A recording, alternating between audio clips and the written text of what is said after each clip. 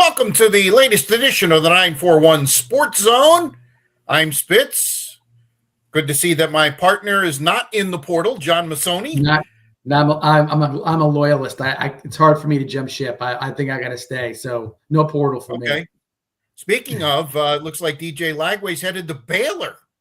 And this is no indictment of Baylor, but there's a hometown scenario with him. His dad played at Baylor. He's a Texas guy, and if he's going to sort of rejuvenate his sort of lackluster beginning of his career, what better place than a spot where you're going to be welcomed with open arms. No one's going to be super critical of you at this point. So because they're not expecting 5 stars to walk in the door all the time. So we'll see how it works out. My hope, though, Rich, is that if let's say he has a better than average year, nothing that's going to have to write home about, but a better than average year, looks good, that he doesn't jump ship and try to go into the draft. Because I think he was a 3 and done guy at Florida. Maybe that was his path, but I think he's got a lot more to go before he's ready to go to the next level, even if ever he's ready to go in the next level. Right. We'll talk about some other portal players. We'll also get you ready for the national championship game, although we'll have another podcast before it even starts. We'll talk about what a wild card weekend it was. We've got a lot to discuss here on the 941 Sports Zone, which is presented, as always, by the good folks at Mighty Dog Roofing of Southwest Florida, locally owned, nationally backed. They deliver exceptional roofing for homes and businesses throughout the Gulf Coast. 941-251-4257 is the number, 941-251-4257. We'll start there in college football, the playoff. We've had the semifinals last Thursday and Friday. The Fiesta Bowl, Miami quarterback Carson Beck did it again. He's playing very well. Ran it in from 3 yards out with 18 seconds left. 75-yard drive, second one of the fourth quarter, and he lifted the Canes to a 31-27 win over Ole Miss to advance to the finals at Hard Rock Stadium. That's a home game for them. Yes, the indeed. Rebels had a chance. Go ahead. No, so yes, indeed. It is a home game for sure. And what an advantage going into that championship game. Yes.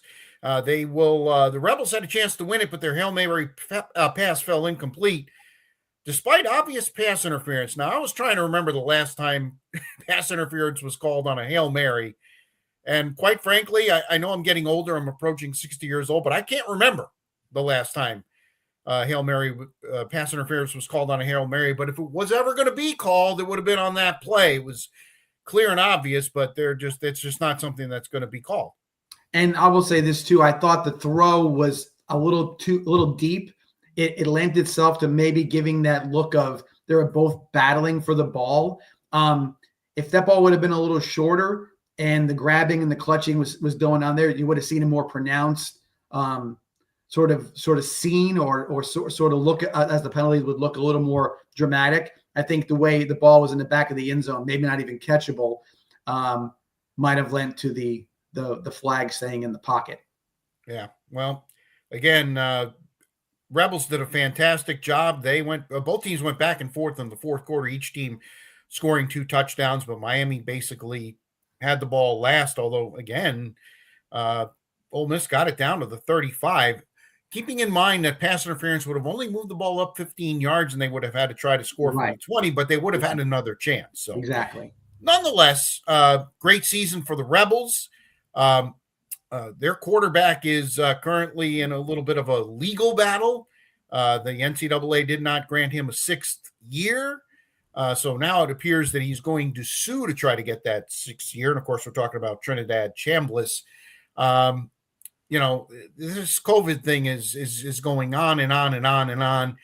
Your thoughts on, Chambliss trying to get another year? I get it. Another year Division I football for coming from D2 and want to get that experience, but he's going to do nothing but make himself he's never going to go any higher in the draft as far as a ranking is concerned at this point. He's Mel Kiper's number 4 overall player in the draft coming up this year. I think he will probably show well if he's smart at the combine and throw in his private workouts as well, if that's where he heads. His biggest thing is something he can't stop is his height. He's I've heard 6 foot. I've heard less than 6 foot. He doesn't play small. Let's just put it to you that way. There's guys that look smaller, like Baker Mayfield looks smaller than him, and I don't think that's the case. Bryce Young looks smaller than him, and so we'll see how that plays out. I think you're seeing more than Trinidad Chambliss getting turned down. There's other players as well where this is like, guys, we gave you enough. We can't have 8-year quarterbacks, and this doesn't make any sense to the situation. And I do think one of the measurements in regards to how a quarterback's success is out there, we talked about it on our podcast as well, is starts. How many games have you started? Well, D2 is still a starter. Yeah.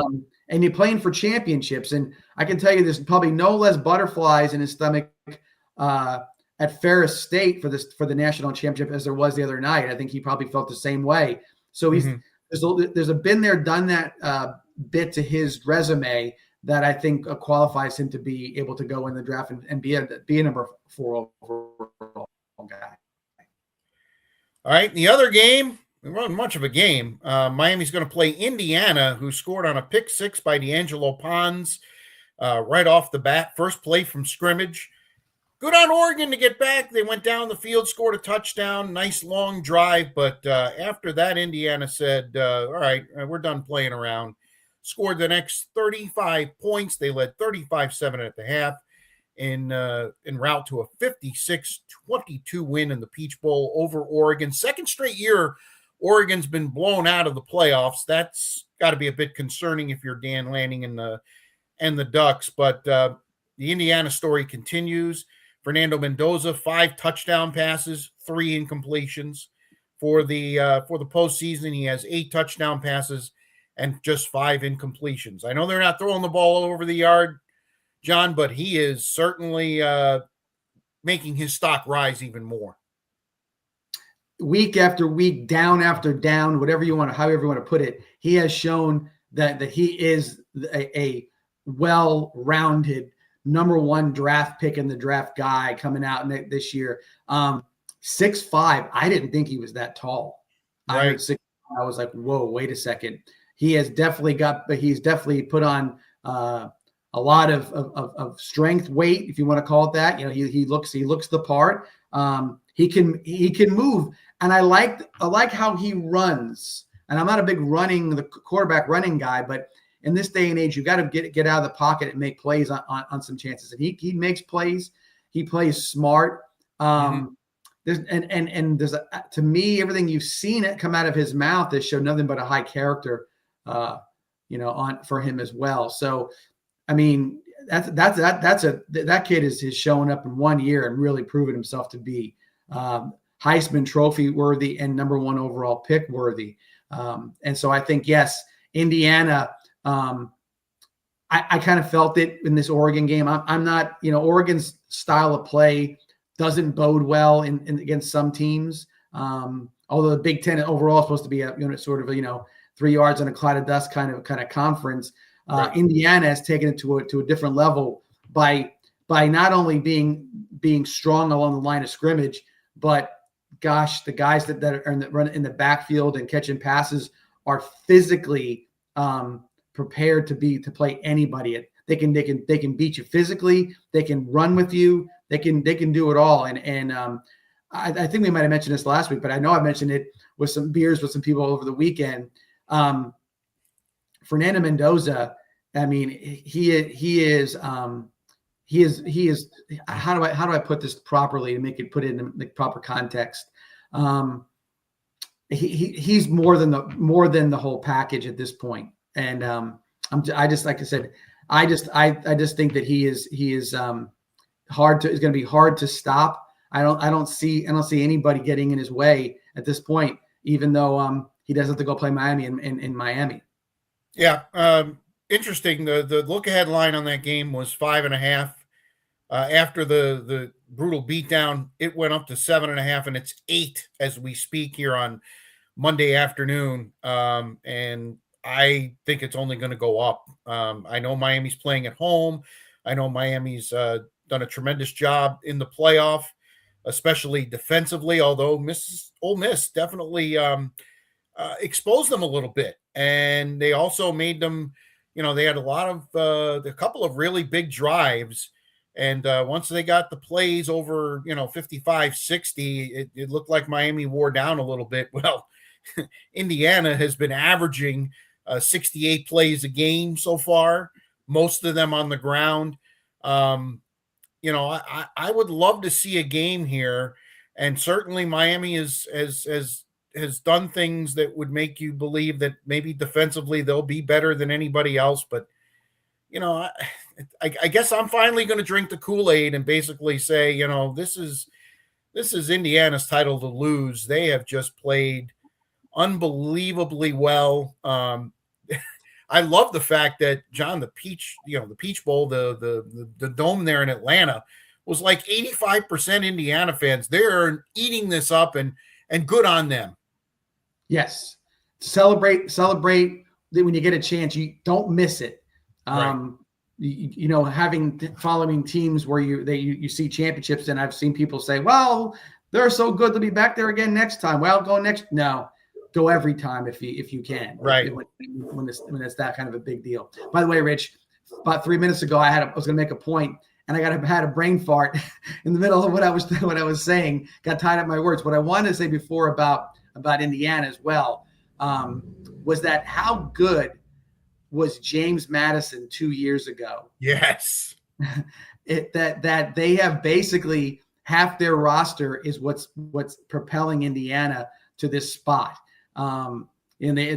That's, to me, I can't imagine, and then still have enough talent to be in the top 25 this year. Yeah. So unbelievable situation there. That those two programs with James Madison, Indiana, man, tip your cap. They knew what they were doing, and I know they weren't recruiting a bunch of 5-stars. I know they were getting probably 1 and 2 and no star kind of guys going to James Madison, and developing players and knowing how to. That's one thing that I talk about all the time. I think really great coaches, it isn't always about X's and O's. It's about knowing how to develop players and know what they're capable of and get the best out of them. You see with certain players, like, why does this guy work well in the Patriots way of doing things, or why does this guy work well in the Eagles way of doing things? Because the analyzing is being done properly. So I think that's another thing that whatever they did a great job, and they developed some damn good football players. We're 7 days out from the game. I took a look on a couple of apps. The lowest ticket I could find for the game coming up on Monday night was $2,800. Yeah, it's not surprising. It's not surprising because they know they got with Indiana, they're going to have a big push for people to come down for that game. And in Miami, you got to have them. They got 2 million people or whatever is right down the street are fans. So you got to think that they're going to be wanting those tickets as well. So I think I don't doubt that ticket is going to be a hard one to get, and with a lot of money coming out of your pocket if you do. Saw an X from former IU grad and alum Mark Cuban. There's something. Wait a minute. Before I go to what Mark Cuban said, I did not know this, but apparently Indiana, out of all 139 Division I schools, has the most living alumni. Okay. Which is incredible. Right. Penn State's number 2. They were kind of going down the list. Ohio State's in the top 5, Michigan's in the top 5, but Indiana has the most living alumni. Among those, Mark Cuban, and people are reaching out to him, and he's like, "Listen," he actually did a post on X and said, "If you know of anywhere or any way to get tickets, please let us know, because there's a bunch of IU fans that would love to go."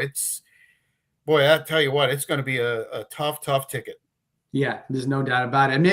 Maybe that farm living in Indiana, or a good stock or whatever. So keeping those Hoosiers alive and thriving. So again, you're going to see a lot of Hoosier fans who would normally step over a football player to go watch a basketball game. Right. We're going to be there in big numbers. Yeah, it's kind of funny because I saw a meme because in basketball Nebraska is still undefeated, Mm-hmm. and I saw a call between Bobby Knight and Tom Osborne. Can you believe this? The football team's undefeated. Well, can you believe this? The basketball team's undefeated in Nebraska. It's like everything's just all messed up. It is, and I had a friend of mine who called me yesterday, and we were talking about how everything is a little upside down. You look at the teams that have been not dominant, but in the headlines for both the Big Ten and the SEC, and they're not the perennial powers. Nope. While Ohio State was there, they weren't grabbing headlines. Indiana was. Mm-hmm.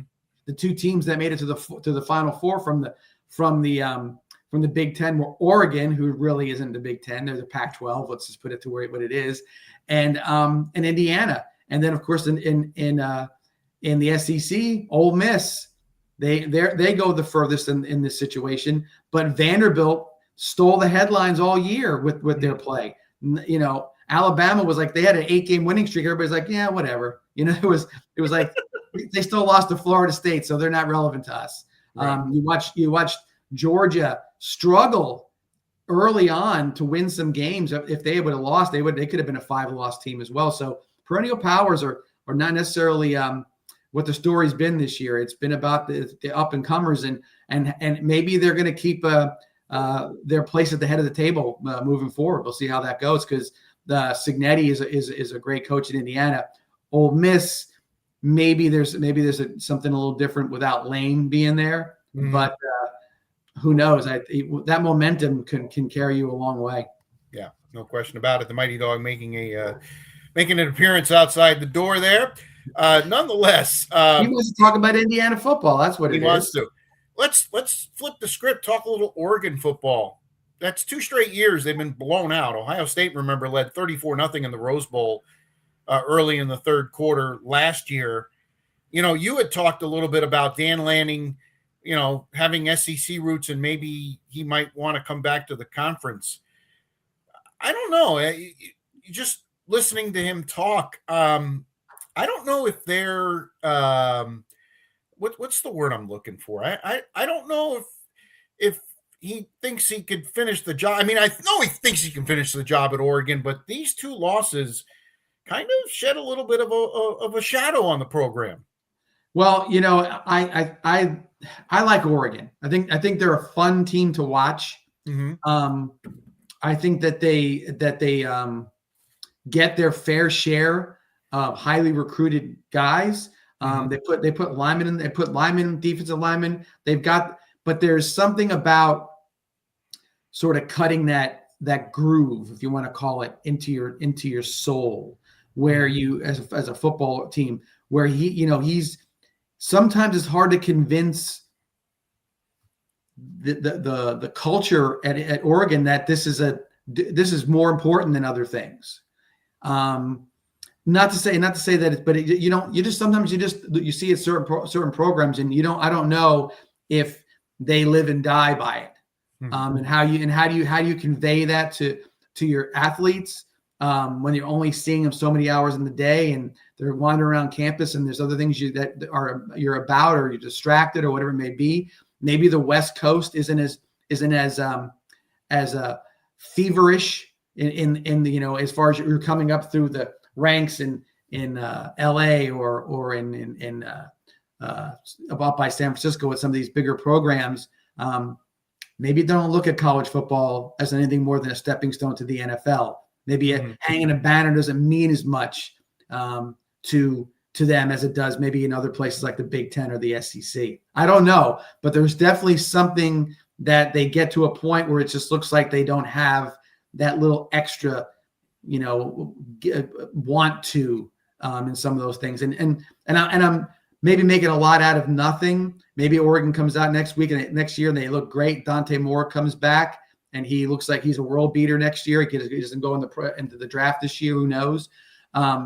It's hard to say, but you can definitely see there's some struggles when it comes to some of these games where Oregon just doesn't seem like have it in them to go after it.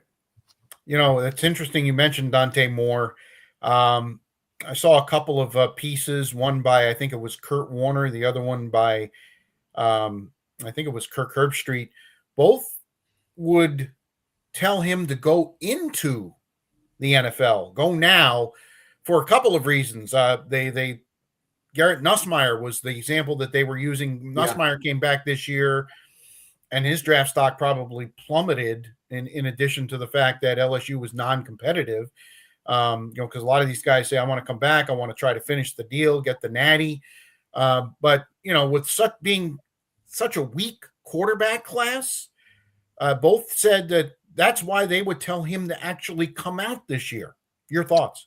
Agree. I think that's part of it. The other part I would say is this: you can go 11-1 again next year, go to the playoffs and lose again, and your draft stock might go down. Okay. My look at it is like, after he lost the game against Indiana, what do you start hearing the pundits saying? Oh, well, he looked bad. His footwork, and they started picking him apart in a loss to a team that was clearly better than his team twice. Right.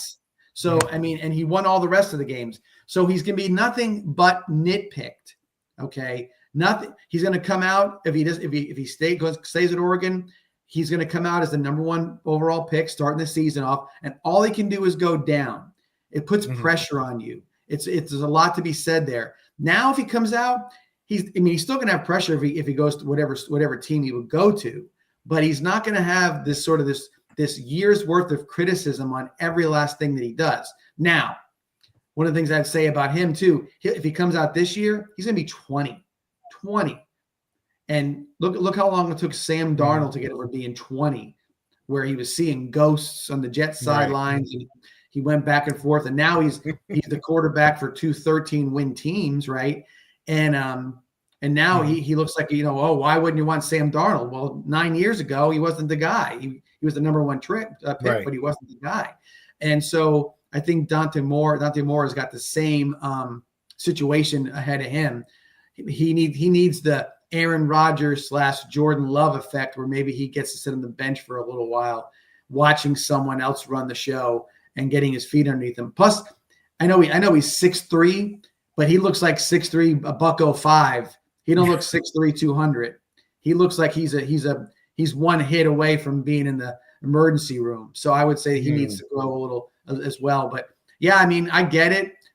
Go out, but I just wouldn't want to see somebody shoving a football in his hand and say, "Hey, go win games now. This is what we got you for."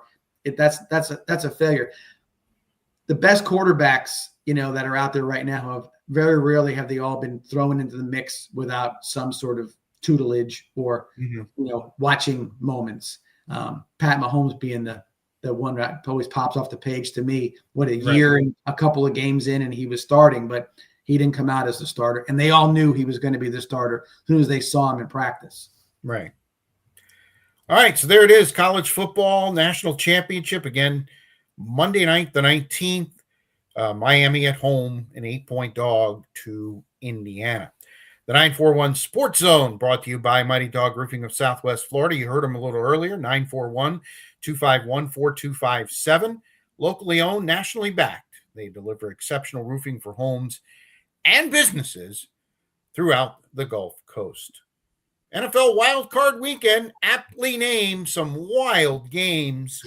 I guess we'll go in chronological order. On Saturday in the NFC, Carolina put up a real valiant effort. As a matter of fact, they had the lead with under 3 minutes to go, but Matthew Stafford, probably the MVP of the league, showed why. He took the Rams right down the field, threw a touchdown pass to tight end Cody Parkinson with 38 seconds left, and the Rams hung on to a 34-31 win over Carolina, and that earned them a trip to Chicago, where they will take on a Bears team that did it again, down 21-3 with all my money and my lock of the week on them. And my God, they did it again, came back. Caleb Williams in the fourth quarter was a different guy and made some unbelievable passes. The one on 4th and 8 could be, I don't know if he's going to ever throw a better pass in the NFL.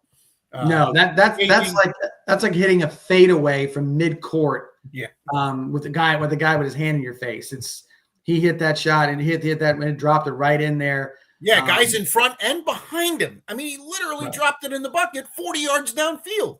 I was a little worried with the Dunze catching him because he wasn't having his best game. He caught a few, but a couple of times looked like he could have had a few more of those not so perfectly thrown footballs. All right, let's Rams first. I've been kind of dubious on them. I thought they struggled down the stretch, and I thought they struggled in this game.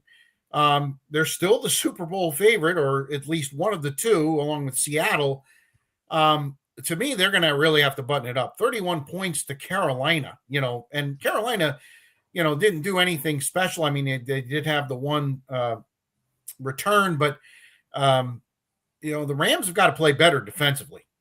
Well, 100%. And it's not the offense or the team overall. It's the defense. Mm-hmm. They were playing when they were looking like the best team in the league. That defense was just murdering people. Yeah. And I did not see one bit of it, Rich. I didn't see it at all. It almost, the Rams look like they're playing out the string. Like they don't look like a super motivated football team to me. They're the blasé. They need a kick in the ass is what they need. And they sometimes with a guy like Matthew Stafford, for as well as he's played, maybe they're just waiting for him to make another super throw and and then they can go back out there and play with the lead. I don't know, but they don't look like the same team of 6 weeks ago. There's no doubt about that. And Bears, seventh game where they won, trailing with 2 minutes or less remaining. Just at some point, it's kind of it's I weird. Don't know, like they know they're going to do it. They just know. Yeah. Caleb Williams, I didn't like him in college. I didn't, he was one of the first guys to start follow the coach, goes to USC, had a really good career in college. Obviously, we're not going to put that against him, but right. He comes out and it just looked like he wasn't really, like he didn't believe in what they were telling him, how to play the position, learn a little bit, whatever it may be. Ben Johnson comes in and just sort of tells him this is the way it's going to be. And that's that. And sometimes, when you have no choices and it's my way or the highway, you give it a go and it starts to work, and then you believe and you start to buy in. Right. And so I think this is the buy-in. I think you're watching him believing that even if it's the fourth quarter and you're down 15, that you still got one hell of a chance to win that game. And it looked like the entire time that he just felt like he was going to make throws. He was going to make a throw or whatever he needed to do. And to score as quick as they did, 2 minutes, 2 minutes, 2 minutes, 2 minutes, and then Green Bay giving them back to them with 2 minutes and 2 minutes and 2 minutes, to be able to do that consistently against a good defense like the Packers have was substantial. But to let Green Bay have them come back as well was part of their victory to buy into, to fall into that trap of not trying to bleed a little clock or get a first down so you don't have to give it back to them as quick as you did the last couple of times. Well, and also Brandon McManus leaving 7 points on the field with two very makeable field goals that he missed and missing an extra point. Just a whole lot came together for the second time against Chicago. Green Bay, for the second time, had him beat, let him back in the game. Matt LaFleur said as much at halftime. We know they're going to come back, and yet still had no answers. And now, I mean, as we record this on Monday afternoon, it looks like the Packers and LaFleur are going to work out an extension. There was some talk that maybe that would be his last game coaching. I know Green Bay fans are over him. I think he's done a tremendous job. Let's remember they were the 7th seed. Now, that's a double-edged sword. They've been the 7th seed a lot. They were the 7th seed against the Cowboys a few years ago and are the only 7th seed since we've gone to this format to beat a 2 seed. The 7 seeds are 1 and 11. They were the 1 seed as late as week 12 or 13. So they certainly, closing with 5 straight losses, that certainly stings a little bit.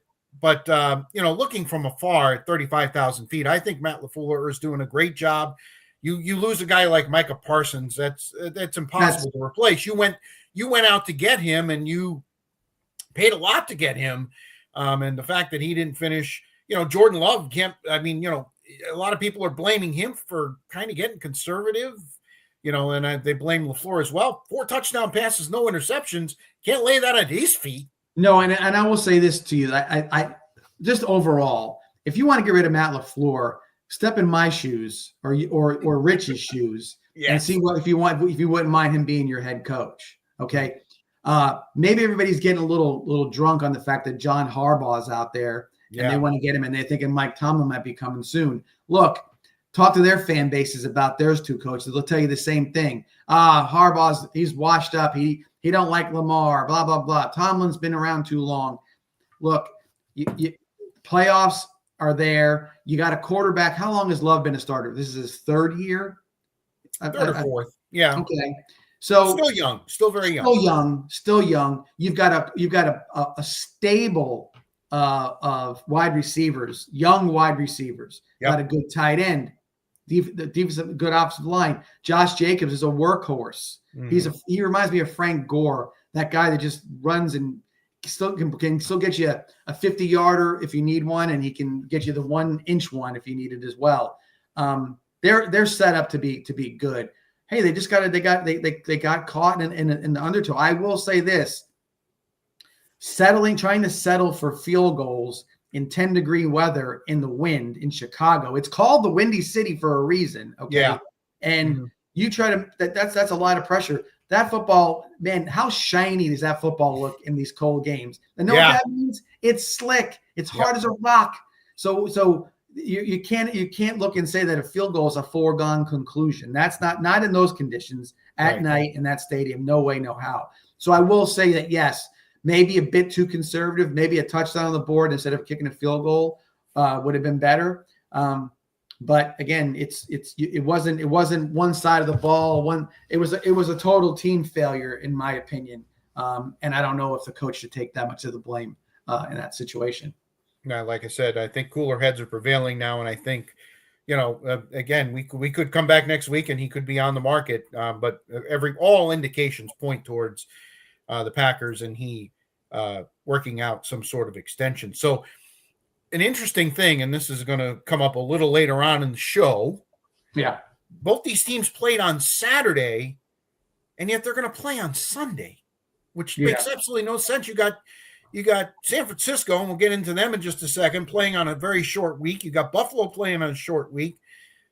The NFL's got to get a grip on things. They're trying to fit round holes into square pegs when it comes to the TV deal. You're going to get the viewers no matter what, okay? Right. No matter where you place these games. 4:30 and 8 on Saturday, 3 and 6:30 on Sunday are all really prime spots. The fact that this game should be played on a Saturday.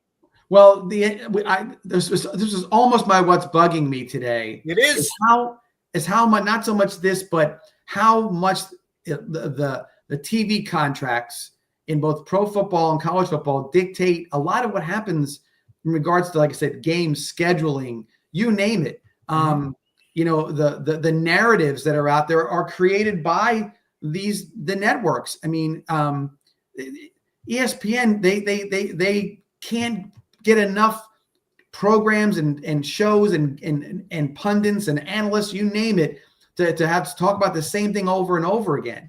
They're just trying to load themselves up with different football stuff. And while, mind you, it's great content a lot of times, and it is what everybody wants to hear. It can't dictate some of the things that are happening. You know what I'm saying? And part of this also is part of what's bugging me as well is how the league falls in love with certain things that they don't need to, and sometimes it has a direct effect on the game itself. Right. The game is in totality, but individual games and teams as well. So I think that there's got to be something where the commissioner, I know his job is to market the NFL and to put money in the owner's pockets and his own pockets as well. But there's got to be something where a little more common sense is used in some of these situations. And you're right, shouldn't be coming back on that or that much of an early situation. Really shouldn't. Well, yeah, they're going to get an extra day, and other teams are not. The San Francisco 49ers went into Philadelphia. They were already shorthanded. George Kittle gets hurt early in the game. Looks like he tore an Achilles. Man, that's a tough one to come back well, for it me. really is. And he's been injured a lot of the year, and he's come back, and he really is a warrior. And just, to see when they slowed down the replay, you could clearly see his right leg was just vibrating, and that's your classic Achilles. But give it to the 49ers. Give it up to them. They kept playing. Philadelphia, to their detriment, didn't put them away. They let the 49ers hang around. They called a brilliant play on the double reverse pass, which Christian McCaffrey made a Willie Mays type catch. Yeah, and that was a running back, not a wide receiver, folks. That was one hell of a catch. And then Brock Purdy hits him late in the game, under 3 minutes to go. And the defense stands 23-19, the final. The defending champs are out. They've been leaking oil all year, and it finally came back to bite them in the butt. There's something about the Eagles that I sort of like. And I'm not a big uniforms. No. I have enough green uniform teams I like enough. I'm looking for different colors, but okay. But there was something about the team that there's sort of they're fun to watch. There's a lot of sort of subsets of what's going on all over the place. They got there's a lot of things that just that they're kind of fun and intriguing to watch. And I was a little disappointed in them losing yesterday. I put a lot of I thought that 49ers a couple years ago were good. I thought that Shanahan was gonna get his retribution, so to speak, for what happened with the Falcons in the Patriots game. But I don't know. They just there's something weird about them. I got a feeling that they're gonna just come up have a crappy game this week. I think they're going to just lay an egg. I don't know why I feel like it, but that's sort of seems how they're at. They come out uninspired sometimes. Sometimes it almost looks like Shanahan doesn't really talk to the team. Like he's sort of like the conductor. You know what I mean? The orchestra is all ready to go, and he comes out and taps his thing and says, "Okay, now give me my wand, and I'm going to go call plays, and you guys got to figure it out." And just to me, that's how it comes across to me. But anyway, I mean, I do like this. It's the new champ, like it always is in the NFL. It seems like, and unless you're the Patriots of the past, so we'll see who's going to come back with the trophy this year. Well, and there's some murmurs in Philadelphia that Nick Sirianni might end up losing his job over this. The fans and a lot of people were not happy with the fact that he rested his starters. He could have been the 2 seed, got an easier draw with Green Bay. And then the way the game played out yesterday, the sideline spat with A.J. Brown. There's just a lot of soap opera in Philadelphia. There really is. And he won a championship last year. It almost seems stupid to even say that his job could be on the line. And yet it is Philadelphia, and you could definitely see a situation where they decide to move on. Well, if that's the case, then they want to go. Remember, John Harbaugh was a special teams coach for the Eagles before he became the head coach, right? In Baltimore. So maybe there's something there. But yeah, all these teams, though, again, talk to me. I'm going to tell you, 3-13 doesn't look like you got like the coach you have, and right. Don't be trying to just throw everything away because there's a cultural issue or there's somebody's got a problem with somebody. Work that stuff out and see how it goes. And if I can see, especially when you've won something, if you've won a Super Bowl or you just from a year ago, it's hard for me to look at somebody and say, yeah, fire the guy. He had a rough time of it. No, it's got to be a lot more than that for you to get jettisoned out of off the team. And this is kind of an interesting situation, John, because a lot of people think usually when coach and player get together, coach goes, always side with the player. Sounds to me like the Eagles may very well part ways with A.J. Brown in this situation. They may go just the opposite way. He's been a distraction a lot over the last couple of years. And yesterday was just a culmination, and he may hit the market. Wasn't he a problem in Tennessee for as well? Yes, he was towards the end. I mean, you know what you're getting. You know what I mean? Mm-hmm. So, I think that sometimes you get a player like that, and I'm not saying they're a dime a dozen. Don't get me wrong at all, but a receiver he'll drop a couple that to just have you scratching your head. He's a physical specimen. I get all that, but if he's going to be that big of a problem, adios. Yeah. There's plenty of wide receivers we've seen in the past that are troublemakers that get pushed away and they end up being the same troublemaker at the next place. Look at the Cowboys. They just took on a troublemaker this year and he did okay, but he wasn't spectacular. George Pickens. Yep. Diggs has been a troublemaker for quite a while. OBJ was a troublemaker. I can go through the lineup of troublemakers that are receivers. Look at Antonio Brown. Absolutely crazy. Great. What a player, right? But nonetheless, nobody after they left, nobody was like, "Oh God, we're not going to win because we don't have that guy." That kind of a situation. So I think there's something to it. If he's the problem, then let's get him out of there. All right, the lines are out for the 2 NFC games. Interesting to note that the Rams are a 4.5-point road favorite. Boy, the Bears they were an underdog to a 7 seed in the first round, and I call that a significant underdog in the second round against the Rams. 4.5 on the road. That means that if they were playing in LA, 8. You flip it, it goes 3-3. Yeah, it's a 10-point spread. Really? Yeah. Really? Yep. That's what I think everybody's waiting for the Bears to not be able to pull one out of their, why. It's they're just waiting for it. So I get the number. But it's interesting, even with the 4, you got to think about the Bears a little bit because they've been the team that maybe they don't go ahead. Maybe they get one more. They lose by a point, not more than that, and that's how they'll probably lose. That's the way I look at it. It could be a field goal game. You got a dome team going outside. I mean, there's a lot of things you can look at here. I mean, the other team that is in that building was eliminated last night up here in New England. That makes Chicago very attractive. That could very well be my lock of the week yet again. I just think that's a lot of points. The other game, which we just saw a couple of weeks ago because San Francisco and Seattle played for the 1 seed. They played in San Francisco with Seattle winning 13-3. Seattle is a touchdown favorite, 7 over San Francisco. And again, with the injuries that the 49ers have, just the fact that they're here is pretty incredible. Yeah, I agree. Interesting game because you want to believe that Seattle is as good as they are. Right. However, but, and you look, so you look at him and say, okay, Sam Darnold, no real big name standout on defense, and Jigba Smith might be their most marquee player. 2 decent running backs, and can you name their head coach?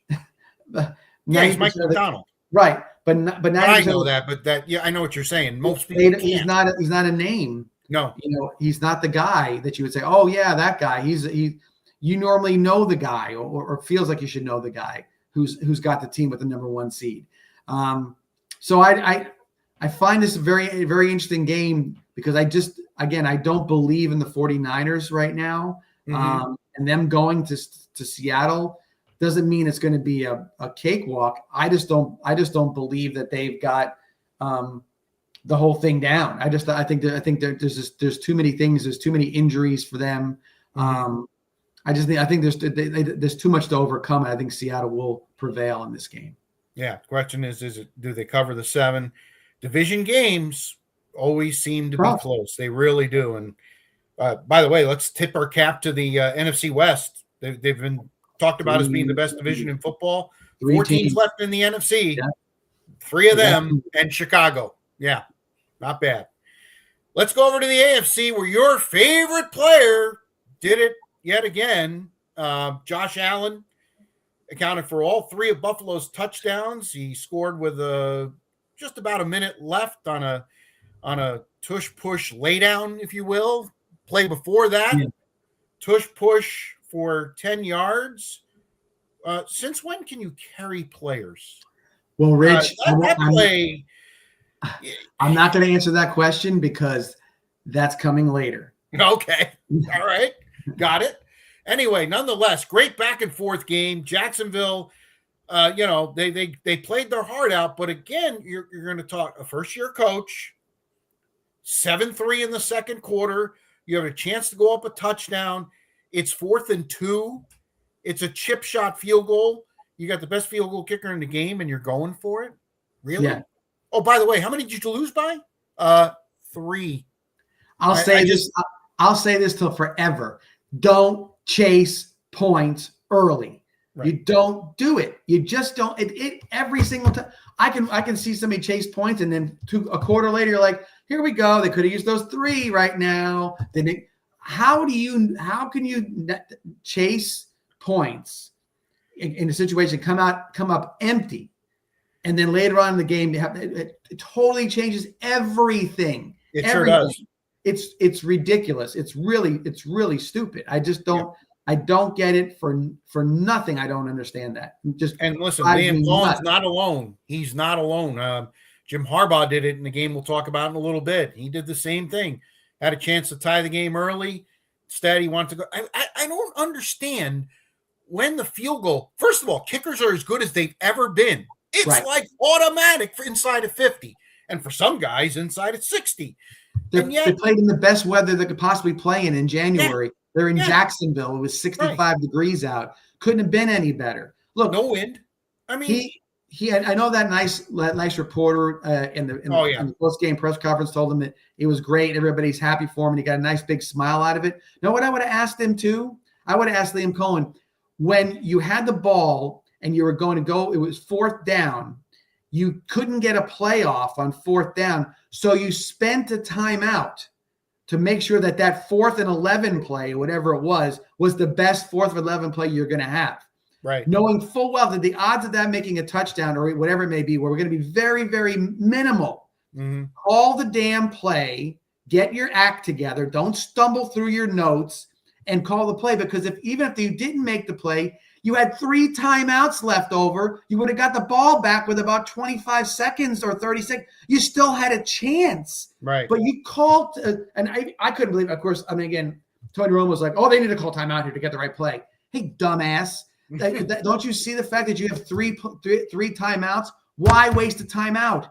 That's it. Your only chance of winning was in a 4th and 11 play, not on a short field. No, save the damn timeout. Take a 5-yard penalty. What's 4th and 11 compared to 4th and 16? Are you stupid? Yeah. And that's the kind of stuff, like you say, when you're the head coach, you got to. If I'm sitting at my TV thinking about it, and I have no interest in it whatsoever in the game, nothing. And you can't figure that stuff out. What are you doing what are you thinking? It makes no sense. 3 timeouts. You would have went 40 seconds, 37 seconds, 32, right? Boom, punt. Yeah. You could have shanked it. Could have been blocked. You could have got it. You could anything. Yeah. Don't get it. How about this, Rich? Just to say, wasn't the score, wasn't a 7-point game, right? It was an odd number. Wasn't I think it was 3. A field goal and tried for an onside kick. And then there's multiple ways, but to waste the timeout, to keep them all that time and then waste it because you can't figure out what you want to do. Right. I'm sorry. I don't know. It's an inexperienced coach, John. He's just, it's first rodeo. But they love me Jackson now. At least one lady does. That's great. So the Bills advance as the 6th seed. Both 6 seeds winning, by the way. That's pretty impressive. We've had 6 seeds win the Super Bowl. Yes. So, that's kind of a magic number, but they're the 6th seed. The other AFC game was late last night, very late if you're up in New England, and then put a snoozer on top of that. And woof, baby. That was a hard watch. I watched it this morning to see what I missed when I dozed off. I didn't miss much, but nonetheless, the Patriots defense came to play. Justin Herbert, I'm beginning to think maybe he's not the answer. And if he is, I don't know what the question is.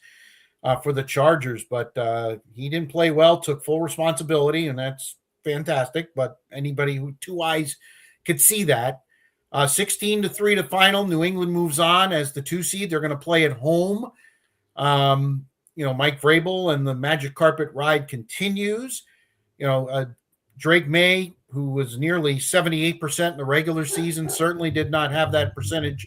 I think it was 40% at halftime or something like that, but played well in the second half. The touchdown pass to Hunter Henry was a thing of beauty down the left sideline. But the Patriots win, and they've got some growing to do, and they're going to play the winner of the Monday night game between Houston and Pittsburgh, and they're probably going to be favored in that game. But nonetheless, Patriots win in advance. I will say this: the Patriots, they didn't play their best football game last night. No. I think that sometimes Jim Harbaugh has a good way of sort of making the game the way he wants it ugly. to be. Yes. Ugly. He turned it ugly. And it sort of fell into that scenario. I'm not saying Vrabel took the bait, but nonetheless, it became one of those, like, I don't want to make a mistake if you don't want to make a mistake, and I don't want to do this kind of a football game. Right. You're right about San Diego, about Herbert. I don't know. The jury's out on him, and the jury's out on the guy who looks a lot like him and has the same thing, and that's Trevor Lawrence. I'm not 100% convinced as to what his moxie is.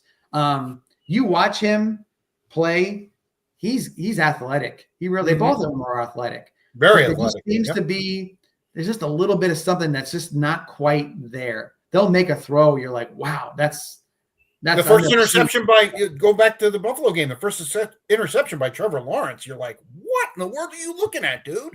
Yeah. So I just think that again, there's intangibles to those to the really great ones, and I don't know if I see the intangibles. Now, look, could it be that they're sort of being hindered by their coaching in some cases? I don't know. Play calling can be an issue. I don't know if that's the case. In the case of Lawrence, he's had 3 coaches in the last couple of years. Yeah. Herbert's got a Jim Harbaugh guy. Jim Harbaugh comes in. They had offensive line. They had 2 starters out. Yeah. It showed last night. 6 sacks by the Patriots. I'm not ready to give up on either one of them. I just don't know if there's, if you do you walk into a game against either one of those guys and you're shaking in your boots? No. I think you respect their talent, but I don't think you're overly worried about what they're going to do to you when it comes to the game itself.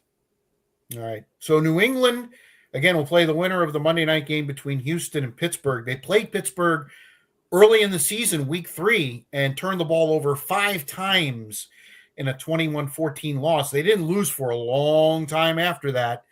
They ended up losing only one more game because that made them 1-2. They didn't get a chance to play Houston as of yet. The other game is Buffalo at Denver. I know you probably looked at the notes, but I was shocked. Buffalo is actually favored in that game. Not surprised.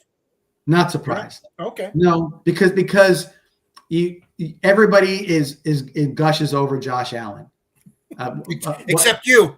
Tony Romo called him Superman yesterday. Yeah. Jim Nantz took the bait, all this different stuff. I hear it. I get it. But look,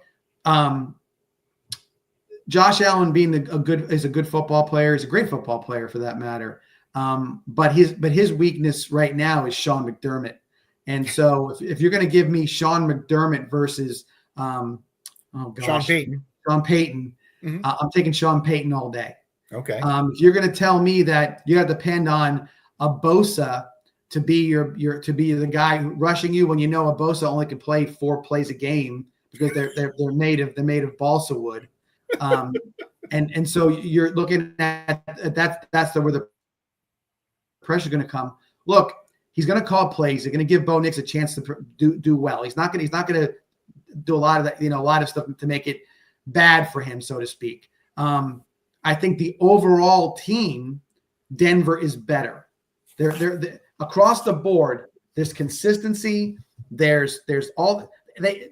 If you were doing the old, like we talked about, the old CBS Give me the thing and the check marks down the thing. Yes. I think Denver wins all the checks except for one, maybe two, and that's about it. So I think that while everybody's is enamored and in love with Buffalo, don't bet on. I understand where the points are, but don't bet on that. I'm not sold on that one bit. By the way, the Texans are favored by 3 on the road at Pittsburgh, even though I'm going to throw a couple of facts at you. They've never won a road playoff game in the history of their franchise, as long as they've been the Houston Texans, if you will. And Pittsburgh's never lost a Monday night game under Mike Tomlin and haven't lost 21-0. And I think 91 was the last time they lost as a team on a Monday night. Now, I don't know if this counts because it's a playoffs. As far as I'm concerned, the game's on Monday and it's at 8:15. It is 100%. And the Texans I think should be favored. They've won 9 in a row. They've been playing really good football. Pittsburgh had to get a missed field goal to get here, and there's still some thought of Mike Tomlin. If they go out unceremoniously tonight, he could be coaching his last game in Pittsburgh. Aaron Rodgers could be playing his last game in Pittsburgh. Yeah. So certainly there's all that hanging in the balance for the money and a trip to New England. Yes. I will say this. It's going to come down to what Aaron Rodgers shows up. Mm-hmm. And having DK Metcalf back. Right. And having people to throw to, Rodgers is going to get that ball out of his hands in about 1.2 seconds. Mm-hmm. You better be ready to catch it because it's going to come at you hard and fast and in your hands. I think he is going to be geared up for this game. Okay. He's going to be geared up, but so is that Houston defensive line. Rodgers can get hit once, maybe twice, but if he's going to get hit all game, he is not going to make it. He's going to be out. We're watching Mason Rudolph and his weird mustache or whatever he's sporting these days as the quarterback. I will tell you this: if you made me pick the winner, I pick Pittsburgh tonight. Okay. I think there's something nostalgic. I think it's not just winner for Rodgers. I think it's winner for Tomlin. And being at home in Pittsburgh, that crowd's going to be insane. And look, we can talk about the defense all you want, but you don't know what CJ Stroud's going to bring you. You just really don't. Even this year, he was out for a number of games. He was my backup fantasy football quarterback, so I kind of know his numbers. They were not very good. They were okay. They definitely were winning with defense. So you have two sides of the ball. So you have a crappy offense or not the best offense in the world going against a pretty good defense in Pittsburgh, like always at home. And then you have a really good defensive line defense with Houston going against an all-timer in Aaron Rodgers with some decent players to throw to. Yeah, Pittsburgh will definitely use their tight ends. They've got 3 really good ones, and that's where teams that have not played well against Houston have not chipped the ends, and the ends just go crazy and have huge games. So I think Pittsburgh will be definitely ready for that. And I got to be honest with you, I would also take Pittsburgh. Yeah, I'll also take Pittsburgh. So by the time you watch this, we either both look like geniuses or look like dumbasses. But definitely one of the two. Well, we gave our logic behind it. Right, We just didn't throw it out there and say because I think so. So that was something to that. Exactly. Hey, one real quick thing I was going to tell you, just an observation kind of from earlier. I'm talking about the Carolina LA game, first game of the playoffs. I came into the game a little late, but I've watched enough Carolina games and the Bucs were there and everything else. What's with their field? Yeah. Tell me if I'm crazy. It looks like a field. Remember watching like Billy Sims highlights from Oklahoma in the 1970s, or where the field looked like it looked ratty. The markings were terrible. I mean, it was one of the worst looking fields I've ever seen in a day and age where fields, they have laser lights that coming out of it and everything else. That looked like something like you got to be embarrassed by that. That was terrible. Well, there might have been a little bit of mayonnaise left over from the Duke's Mayo Bowl that was played there earlier. Yeah, they didn't do anything to fluff that stadium up with anything other than they didn't throw any mayo on it. That's for sure. No. That's an interesting observation. It would look terrible. I mean, I'm like, what am I watching? Like, I was watching a weird practice. The way that it looked like the practice field, it was terrible. Yeah, not good. All right, that'll do it for the NFL. Of course, divisional round play coming up. Obviously, the New England line will come out once they actually know who they're playing. And it's also interesting, and I'll get into this on the what's bugging me. Actually, I'll just wait for that as far as when New England's going to play on Sunday. Anyway, the 941 Sports Zone is presented by Mighty Dog Roofing of Southwest Florida. Give them a call, 941-251-4257, 941-251-4257. They are locally owned. They are backed nationally, and they go up and down the Gulf Coast, delivering exceptional roofing for homes and businesses all over. A couple more things before we bid adieu. The Lightning are about as hot as you could be. They won their 9th straight game Saturday night, 7-2 over the Flyers in Philadelphia. Nikita Kucherov is trying to pull off something. I didn't have enough time to actually go do some research. I'm sure it happened maybe in the 80s with Wayne Gretzky and, some of the great players. But he's trying to pull off 3 consecutive first stars, and he's got a shot. Now, I've been kind of peeking up at my TV here to see if that has come out yet. But he's been the first star in the NHL the last 2 weeks. 2 more goals in the first 6 minutes the other night, 2 more assists. It's no accident that he's playing lights out and the Lightning are playing lights out. And we sound like broken records, but John Cooper has this machine is well oiled. It's actually going to suck that they're going to have an Olympic break, because I think that's going to actually break their momentum. Yeah, I think you're right. Kucherov, going back to the Cup years, if he's scoring goals, they're winning games. Yeah, there's no doubt about that.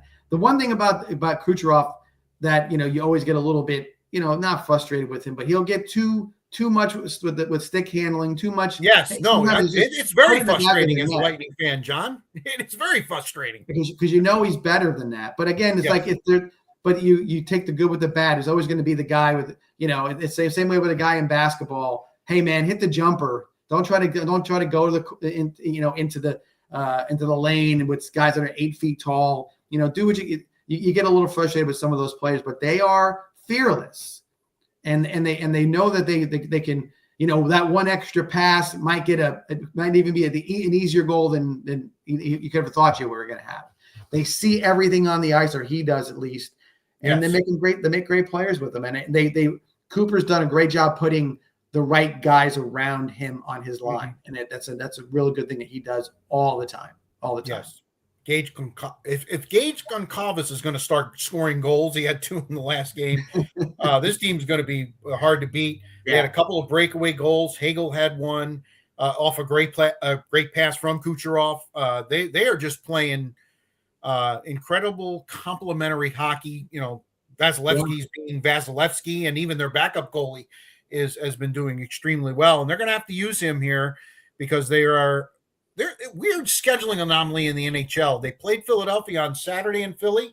They're going to play them again tonight in Philly. Yeah. And then they're going to go to Pittsburgh tomorrow night. So back-to-back games.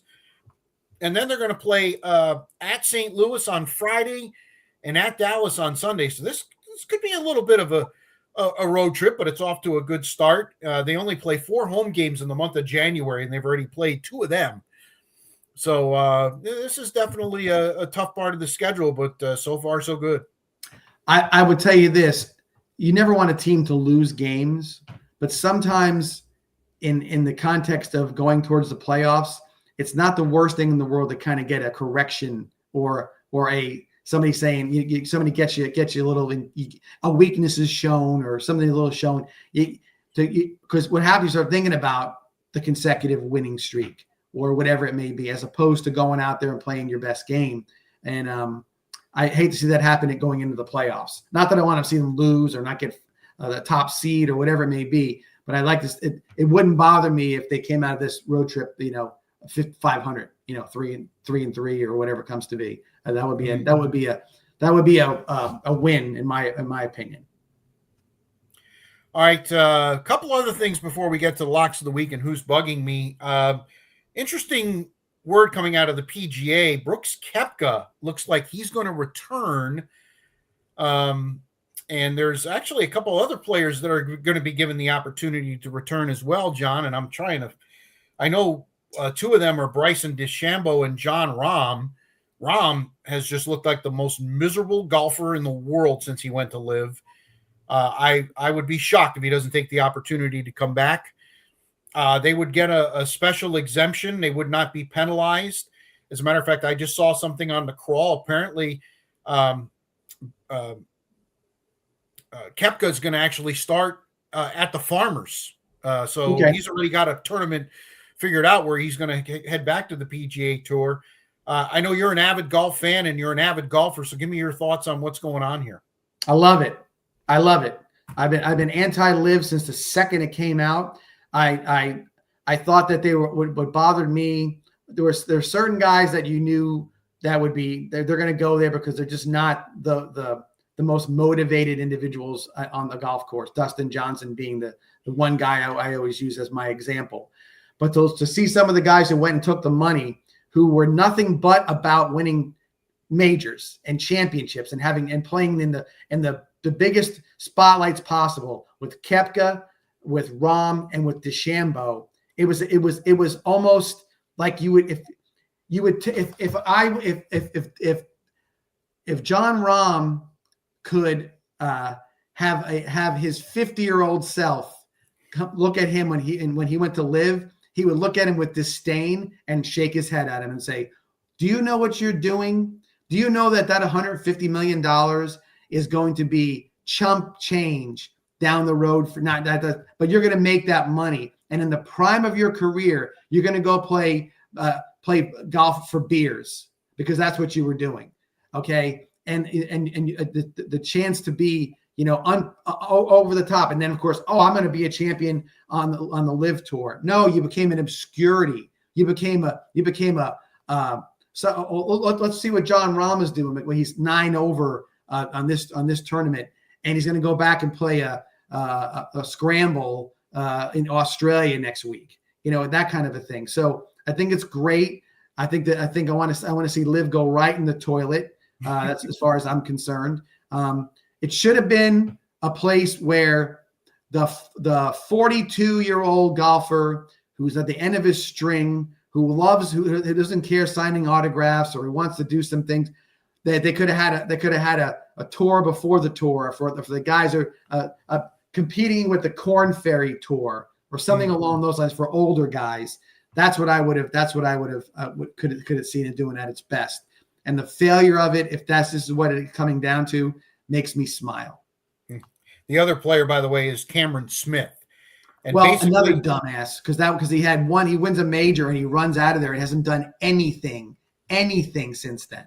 Now, the returning member program, it's called, allows LIV golfers who've been away from the PGA Tour for at least 2 years and who won the Players or one of the 4 majors since 2022.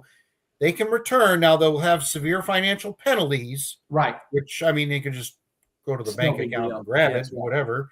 And they have until February 2nd to make this decision, the other 3, Bryson, Rahm, and Cameron Smith. And as I mentioned, it looks like Koepka is already committed not only to the Farmers, but you're going to see him.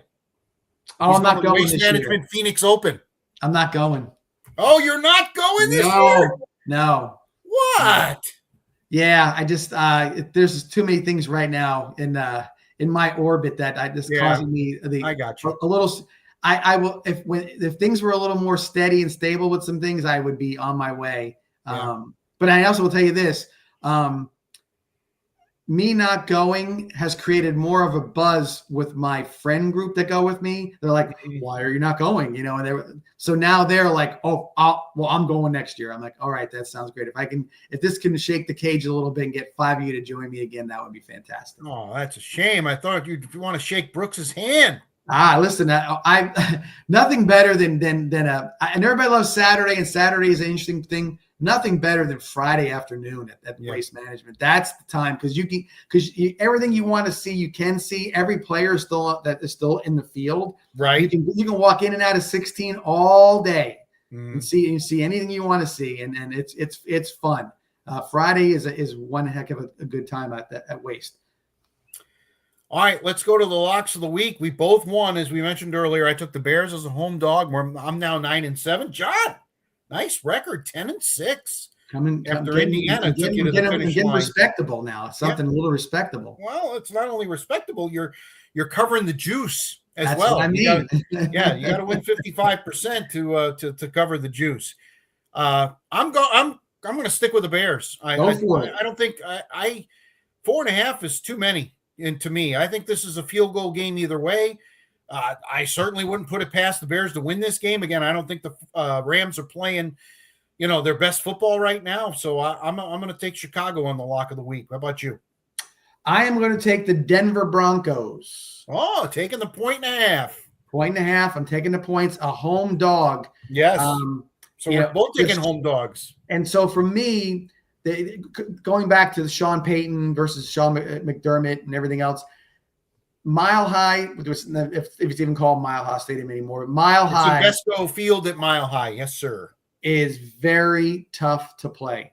Yes. There's a lot to be said. I know the weather in Denver has been fantastic lately. Unbelievable. But I think that that crowd, I think when I think of Denver, I don't think of Denver crappy uniform Denver. I think of old school Orange Crush helmet Denver with the horse and the D and the whole deal.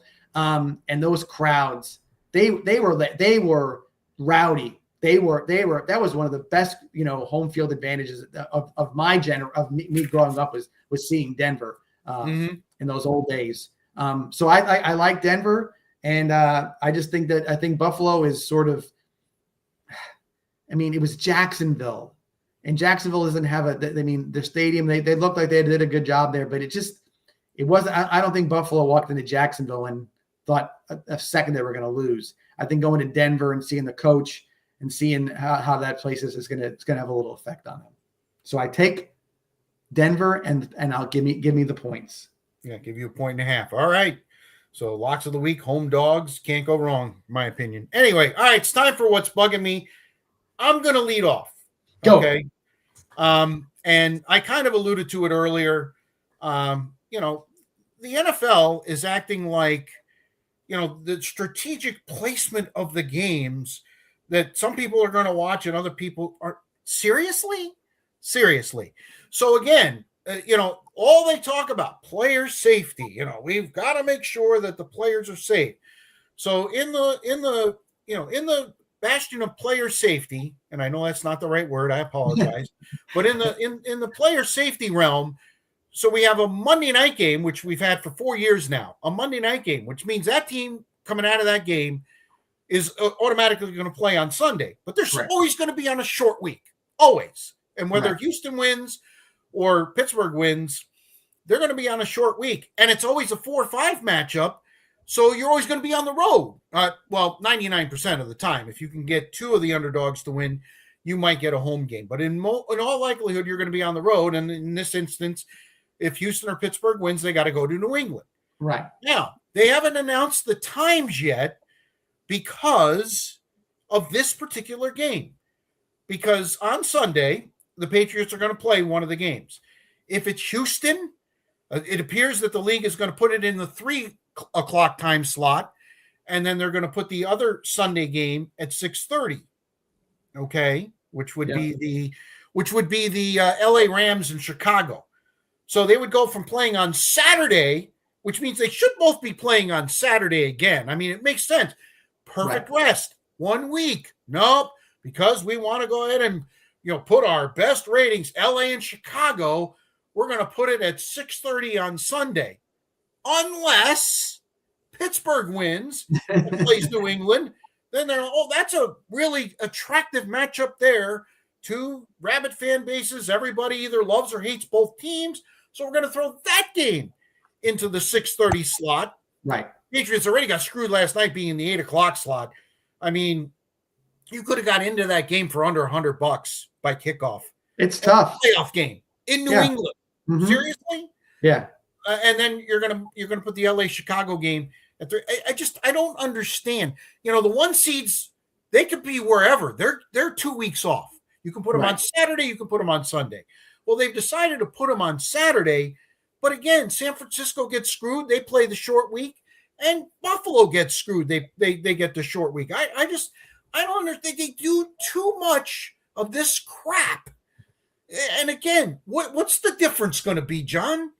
So maybe they, instead of getting 40 million, they're going to get 35 million if they put the wrong game in the 6:30 slot on Sunday. I mean, it's absolutely ridiculous. And to me, every time they talk player safety, I just laugh. I absolutely laugh. It's a joke. It's a total effing joke. I'm done.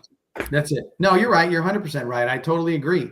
And by the way, in this part of the playoffs, when you're here at this time, when you know there's a game early on Saturday and a late on early, late, it doesn't matter who's playing. No, it does not matter at all. What you should be worried about, like you said, is who's getting screwed over the time and everything else, or the lack of practice or recovery or whatever it is. You should that should be your main focus, not who's going to get you up a millimeter of a point better in your ratings. Yeah. So that's the deal. All right. So I kind of hinted on to what I was going to go after, and you already have expressed your displeasure for this as well. But the tush push was already something that was like people weren't too cool with, right? Because you're pushing the guy, whatever it may be. One of the most iconic plays in the history of football is Bart Starr sneaking into the end zone. Okay, if you know why the play, the running back behind him, who was not the starter, I forget his name, he was a Giant before he became a Packer, comes in behind Bart Starr and puts his hands up, everybody thinking he's saying he scored a touchdown. No, his hands were up because he knew if it looked like he pushed Bart Starr, it was going to be a penalty. Correct. He couldn't. So in 1967, okay, you couldn't push the quarterback, and that's leather helmet almost times where that's all they did was scrum and run and whatever else it may be. Now we've got this tush push thing where now we're pushing quarterbacks and doing whatever we need to do. Tight ends are coming in and playing quarterback and they're pushing them or whatever it may be.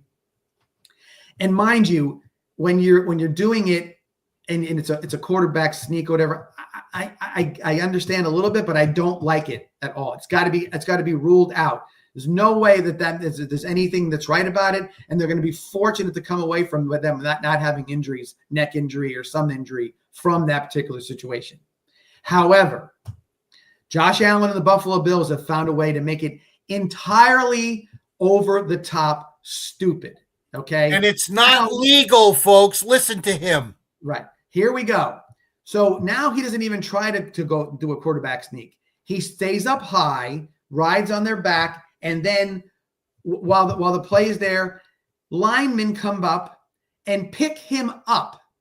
His feet were not on the ground. Correct. Until he got to the 3-yard line, and they started at the 11. His feet were not on the ground.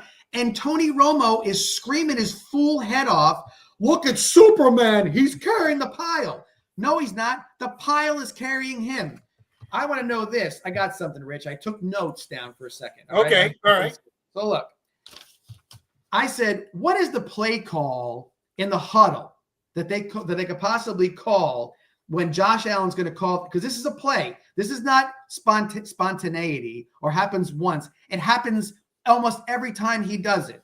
I said, here's a great play call. You can call it and say, Aladdin's magic carpet on 2. How about Dirty Dancing finale dance on 3? How about the Emperor's Ride on 1? I can give you millions of other things to come up with where people are carried somewhere. He's not Superman. He's Cleopatra. He's getting carried across the line because he's not doing shit. He's doing nothing. And then he gets up and spikes the ball and pulls his shirt open like he's Superman. You didn't do anything, dude. You laid on the pile, and 4 fat guys picked you up and carried you to the goal line. Please, with this stuff. Please. He's a great player. But that shit's got to stop. That's ridiculous. Why don't you just do this? Why don't you just line up, everybody turn around, and then, just like I said, Dirty Dancing, have the running back leap into your arms and you can carry him to the end zone. What are we doing? Rich, okay, when I was a kid, I still like professional wrestling, but you know what I liked even more than professional wrestling? Roller derby. Love me some roller derby, right? And what would they do? I said, when the guy who was not the jammer, but the guy who was coming out to score the points, and he had his little helmet on, whatever color it was, and they would take, 2 guys would take him, and they would whip him around the circle, right? And he'd be on one skate, barely holding on, and he would do whatever else it'd be. And then he'd duck a guy, and then he'd get 5 points and put his hands on his hips. Same shit. That was fake. This is real. That you're not the jammer putting the guy out there. You're not giving him a push. That's ridiculous. Yeah. That's ridiculous. Why don't you throw a screen pass and just tell them to jump on the lineman's back and they can run down the field together? It's to the point of ridiculousness. It's ridiculous. And so enough's enough with this shit. It's got to end. Maybe college football, they want Congress to fix all their problems with the portal and everything else. Maybe the NFL can go to Congress and they can figure out how to get rid of the tush push because it's really easy. You just say you can't do it anymore. I got good news for you, John. It almost passed last year, banning the tush push, and I think it will this year. I really do. I think, especially if we have any more plays like that. Now, you have New York that could buzz in and say, hey, that wasn't a legal play. It was not a legal play. The first 3 yards were, absolutely. He busted his butt and got first down. But the last 6 yards, and I mean, they originally called it a touchdown for crying out loud. Right. Which obviously it wasn't, and replay did buzz in for that. But why didn't replay buzz in and say, hey, that's not a legal play? It's not. Even the tush push, technically, you still are not supposed to be able to push somebody from behind. So I think what it is, Rich, and my opinions are why I even use the roller derby example is that sometimes we get too enamored with certain players doing certain things. He'll get the basketball is famous for, hey, that's Michael Jordan. He can't commit fouls and he never misses a shot unless somebody hits him on the elbow. So you sound like a Knicks fan. Well, I sound like I get it. It's just annoying because now you have a guy who is anointed by the network. The guys in that, hey, he's the best. Look how great he is. What a superhuman effort. When you're watching the slow play and he's getting carried, why don't you say, hey, I misread that. He really didn't do anything. They carried him there, but he's still a great player. They won't do it. Right. And I think sometimes everybody gets caught up in it. And was he trying to run? Look, he didn't do it. He got lifted in the air just only for a few seconds. But no, don't make what it is when you see it. And that's what it was. It was a rule break, and it's stupid. And again, if somebody, I want to see the other team do it. You can in the context of whatever, and see if they get penalized or if they see whatever, or somebody make a mockery of it, like I'm saying. Make an absolute mockery of it. Go out there and say, we're going to do? You jump on so-and-so's back and you run down the field with him. And everybody who comes around him, push him away so they can't touch him. It's dumb. It's stupid. Really is stupid. So that's got to go. And I'm hoping you're right. Should have been gone last year. And it needs to go altogether. You want to know the real irony of this? What's that? Buffalo actually voted to end it. No? Maybe they're the ones making a mockery of it and showing the league how stupid it is to have it there. But at this point, they're benefiting. And again, there was, in my opinion, I don't think Jacksonville was going to stop them as it was. Maybe you could, but that for that particular play to be not only allowed, but then to be just fawned over. Yes. For what it was. It was just very, it's off-putting, and it doesn't come across. It comes out across as WWE, not football. Totally agree. we agree on both what's bugging me. I know. It's hang out enough times to start thinking alike, Rich. Yeah, exactly. Well, I'm gonna help you out here. I'm gonna send some really cold air down your way. Apparently, it looks like you're gonna get like 3 fronts in a row. You might actually have to have a T-shirt that has like 5 or 6 days on it that you survived winter. So I'm not going to Waste Management, but I am going to our fishing trip that I go on this weekend. We go fishing on a lake on Friday, and they're saying that the temperature is going to be in the 30s. So I'm going to think up come mid-February. I'm going to be scratching my head about where my vacations or where my time was spent in January. Yes, absolutely. Robert Ellingson in the chat room goes freezing. Yeah, absolutely. It's going to be freezing. All right. No doubt. Well, we might have a nor'easter, so at least you won't have. At least you won't have to shovel again. Yeah. Anyway, all right, that'll do it for this edition of the 941 Sports Zone. My daughter goes, "Oh, boo-hoo." Yeah, okay, whatever, Miss New Yorker. All right, that'll do it for this edition of the 941 Sports Zone. We're back at it again next Monday night. We'll have all the divisional wrap up and get you ready for the AFC and NFC championship games, plus get you ready with some analysis for the national championship game between Indiana and Miami. Will the spread be 10 by then? We'll have to wait and see, because I have a funny feeling Vegas could take a big bath on this game, especially if Indiana wins and covers. If they're playing like they are. And I won't shed a tear, because you know what? All those buildings were built on games that didn't go the way of that means one guy who fixes or puts the line out who loses job. That's what will happen. Yeah. That's all. That's the only damage will come from that. Yeah. All right. So until next Monday, again, we do this live on Mondays. The time kind of varies. But until next Monday, and again, by the way, like and subscribe. You see the podcast, like it and subscribe. It's on YouTube. It'll be on Facebook and X momentarily. I'll put it out there. Instagram, wherever you get your podcast. So look for it. We need your likes and subscribes. We'd really appreciate it. All right. Again, I've got those guys. I get them all hooked up every week. So that's good. Robert Ellingson is saying, "Go Canes." Robert. Okay. Listen. Just one real quick last thing, Rich, and we'll go. Do it. I would not be surprised one bit if Miami wins that game. Really? Okay. But understand something. I don't expect it. Okay. Right. But the Miami, sometimes the stuff happens. You're on a roll. Defense wins, man. Yes, it does. And sometimes what Miami's defense and how it was back in the day, it was power and speed. Yes. Speed. And sometimes you look at it and when somebody's by you and you can't do anything about it, and then all of a sudden you're Mendoza and you're looking around from where the next guy's coming from, it makes it a little harder. But it wouldn't surprise me, but I don't expect it. All right. Again, we'll have our official picks, and who knows if it might be part of our locks of the week next week. We're running out of time with football. We're going to have to start getting more creative. I'm ready for the creative side. I'm ready for that. It's hard not to. You got to pick the football until it's over with. That's for sure. That's right. All right, that'll do it. We're out of here till next week. So long, everybody. Bye.